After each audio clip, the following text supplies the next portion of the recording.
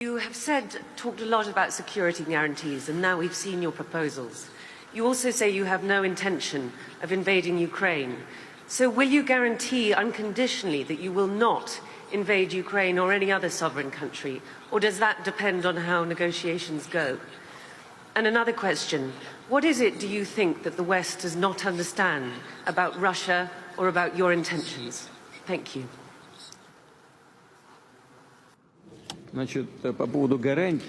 Speaking of the security guarantees and what it will depend upon, or if something will depend upon the negotiations, our actions will not depend on the negotiation. They will depend on the unconditional compliance with the Russian security demands today and in the historical context. In this sense, we have made it clear that any further NATO movement to the east is unacceptable.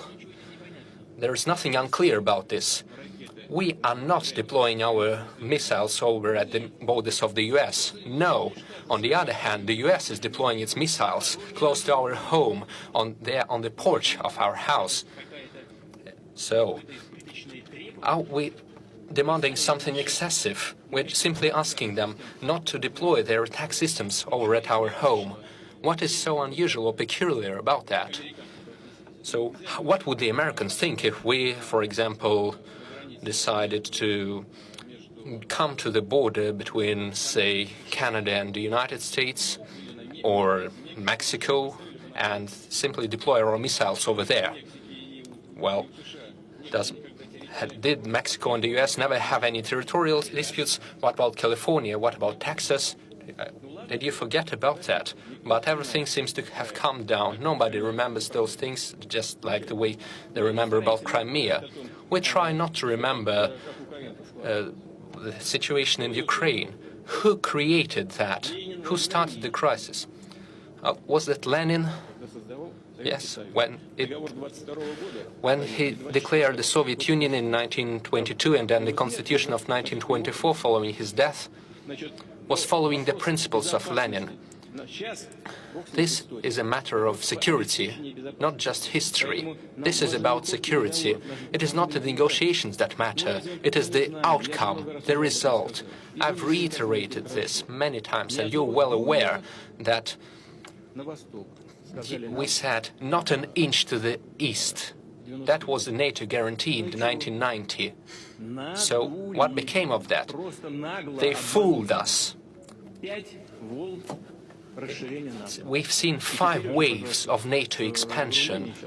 Now they're in Romania and in Poland, and they're deploying the relevant attack systems over there. That's what we're talking about. You should finally understand, we're not threatening anyone. We did not come to the US borders or to the UK borders. No. They came to our borders, and now they're saying that Ukraine will also join NATO and they will deploy their systems there. Or not just NATO, they will simply deploy it on a bilateral basis. They will deploy their military bases and their attack systems. That's what we're talking about. And you keep demanding some guarantees from us. You must give us the guarantees. It is up to you, and you must do this immediately, right now, instead of keep talking about this for decades.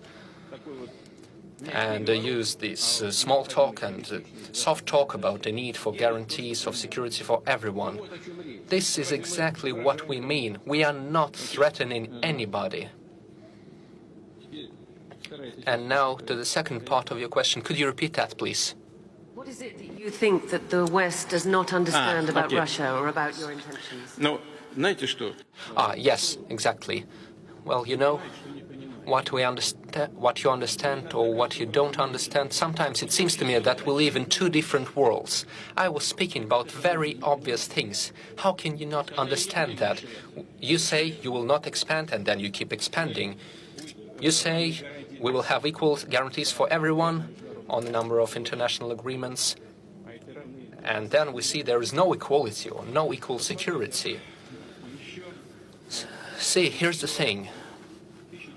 Back in 1918, one of the assistants of Woodrow Wilson, the US president, said that the whole world would feel calmer and safer if today's enormous Russia would be replaced with the states of Siberia and 4 more states in the European part of Russia.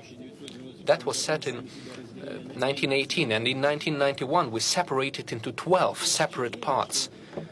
It seems to me that our partners were not satisfied with that. They think that Russia is a tad too large. Even the European countries have turned themselves into a union of states. They are quite small states with populations of 60 to 80 million people, but even after the dissolution of the Soviet Union, we only had 146 million people, and that is too much for the West.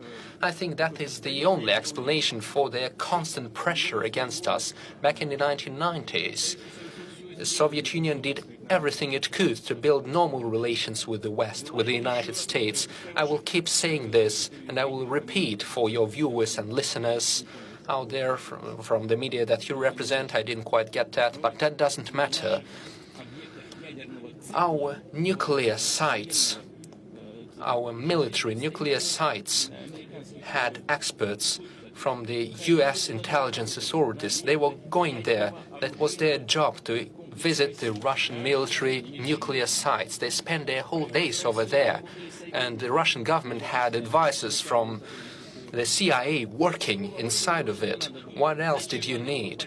Why did you have to support the terrorists in Northern Caucasus and use the terrorist organizations to reach your goals and break down the Russian Federation? This was exactly what you were doing, and as a former director of the FSB, I know that. We were working with the double agents, and they were reporting to us on the tasks of the Western intelligence agencies. Why did you have to do that? You should have done something different, perhaps treat Russia as a possible ally and strengthen trust. But no, instead you tried to keep breaking us up. And then you started the NATO expansion to the east. We were saying, don't do that. You had promised you wouldn't. And they say, where is it put in written form? Nowhere. Well, then F off, and we don't care about your concerns. And every time we kept responding and trying to make obstacles, we were expressing our concerns about that. But they say no. So you can do whatever you want about your concerns. We will do whatever we need. 1, 2, 3, 4, 5. We witnessed 5 waves of NATO expansion. Why can't they understand? What is unclear? I believe everything is clear. We are thinking about our own security.